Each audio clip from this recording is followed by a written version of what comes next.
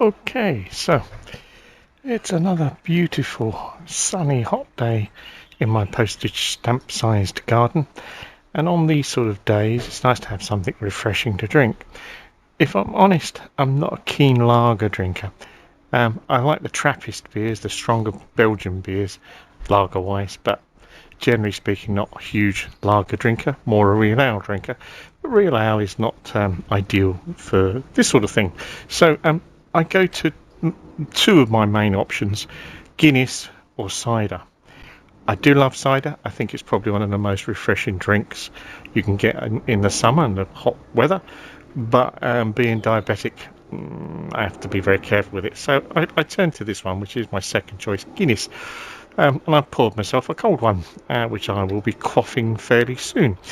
So, why am I talking about alcohol? Well, it's a dear subject of mine, but also because just for the sheer hell of it and for research purposes only, I thought I would test the normal Guinness, so the Guinness Stout, against the draft Nitrosurge Guinness. Which I've only just got and I haven't tried one yet. First things first, I noticed that the can's actually bigger, so that's 580 something, that's 440 something, and even my cat looks like Guinness. Hello Guinness. Yeah, she's called Blackie Whitey, but close enough. So I'm going to sup this and then I will try that. And as I say, just for research purposes only, to see if there's actually any difference in the taste. There is a distinct difference between the taste of a bottled Guinness, and of course they do an export strength Guinness, which I love, but I'm doing this just to test the standard draft Guinness, well, I call it draft when it's out of a tin, but whatever, against the Nitrosurge version.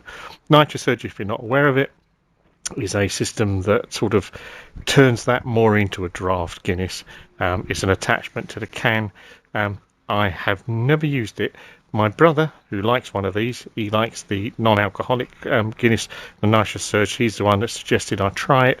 The first time he showed me how to use it, he broke the little tab off the top, so I had to throw the tin away. So I'm hoping I'm going to do better than my brother. But he was a civil servant, so, you know, what am I saying? He's very proficient, but not when it comes to opening tins. So allow me to enjoy my afternoon. The cat is enjoying it too, and I'll get back to you. And here comes Guinness. Sorry, Blackie Whitey, who's probably going to pounce on the other cat because they don't always get on that well. Okay, so live cat fight on the YouTube channel. Please don't, cats. I don't really want to give up my Guinness just to separate you two. So back in a little while. Bigora, and I'm enjoying this one now. Thank you very much. Be nice. Okay, so the first one went down in about a minute flat, so I'm ready to try the next one. A couple of things that has been in the fridge and chilled. Never drink a warm Guinness. Secondly, have I tried the actual Guinness in Ireland? Not in Northern Ireland, in Southern Ireland. Did it taste any different to me? No, not really. I'm sure people will correct me on that, but generally speaking, it didn't taste any different to the stuff I got at the pub. So this is my first attempt at this. I could have practiced it, but then I'm thinking if you're watching this YouTube video, it's a possibility that you're thinking of getting one. So my screw-ups, hopefully, if it works, great. If it doesn't work, at least you get what it looks like. So this is the device, comes in a little box. Connect, activate and pour. Open it up, comes with some instructions. Not that I'm hoping to use them. It's quite kind of cool kind of thing. It's got a little scan and other bits and pieces, a quick start guide if you don't want to read it and just want to get straight onto the drinking. Now, I didn't read it, I haven't read it, and I'm going to give this a go, but my brother informed me that you pull that tab back like that, don't break it, and then this, by the looks of it, goes on here somehow. Does it turn on? I don't know. It must go that way. It's got instructions on there. There is supposed to be a light that comes on. I don't know. See? Shouldn't read the instructions, shouldn't I, really? But there we are. Let's see what happens. It's probably going to go. This could be fun. This could be my first screw up. I'm sure he said there's a light comes on when it's connected up properly. Let's find out. So let's see what happens if I push buttons.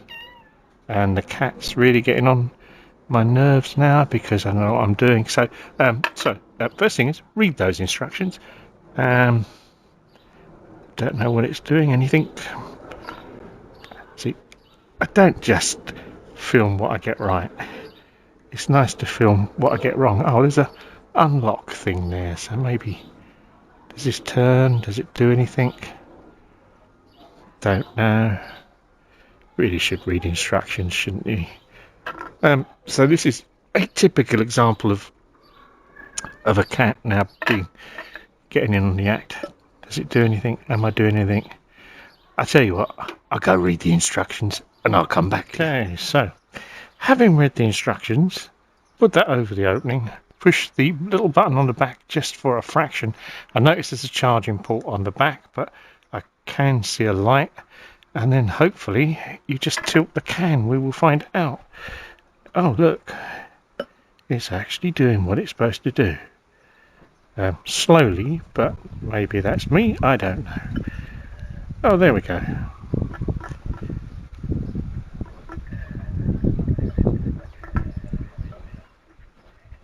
Not sure it's doing what it's supposed to do. Making a lot of noise.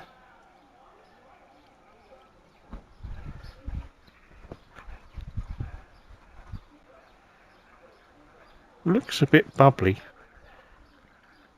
I'm also wondering, because it's a big can, whether the damn thing's going to fit. But let's try. Okay, that looks like it's the full measure. It doesn't look too bad, despite my earlier cock up. I suppose it's alright. Let's find out. I guess as the proof of the pudding is in the tasting, I'll let you know what it tastes like.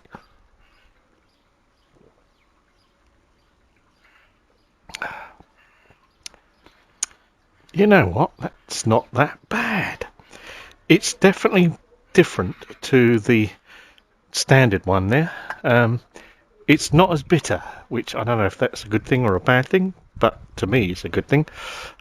Guinness can be quite a bitter taste, an aftertaste. I have to say, not that bad, apart from me being a bit inept at doing it. So the instructions are on the tin. Good if you read them, I guess. You may or may not have seen there's a little light that came on when I pushed the button at the back.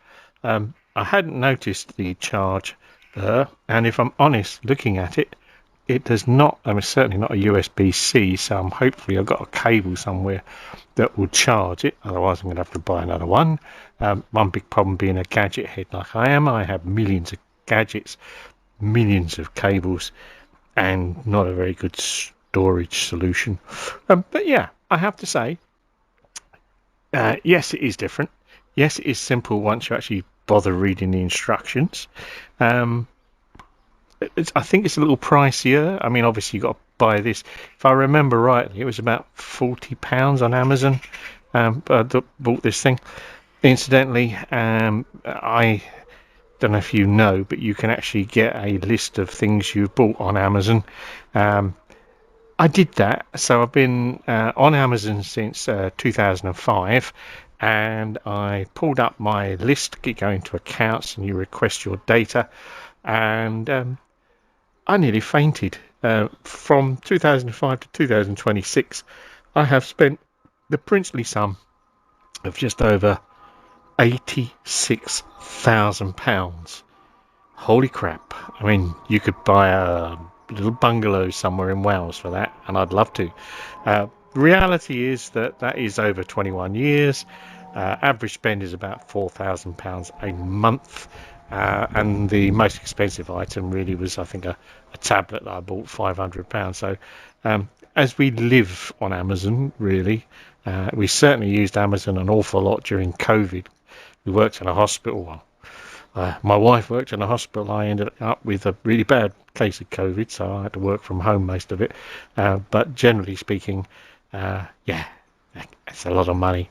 But I diversify a little bit. The Guinness is good. The Nitrosurge works when you know what you're doing, and it tastes different. Would you get it? It's up to you. I don't know, but I like Guinness. I like the fact that it's not quite so bitter, so it's more quaffable. And I hope the next one goes a bit better, assuming I can find that cable. No doubt it could be in the box that came with it, so I'll check that out. But that's it, really. Enjoy your rare sunshine if you happen to be in the UK. Enjoy some of the black stuff, and I will do a review next time. Incidentally, at the time of doing this, I'm 998 viewers, subscribers. It would be lovely if you could share the word, please, because if I can get over 1,000, then when I retire, I might make threepence halfpenny. Yes, thank you. Out of the viewers.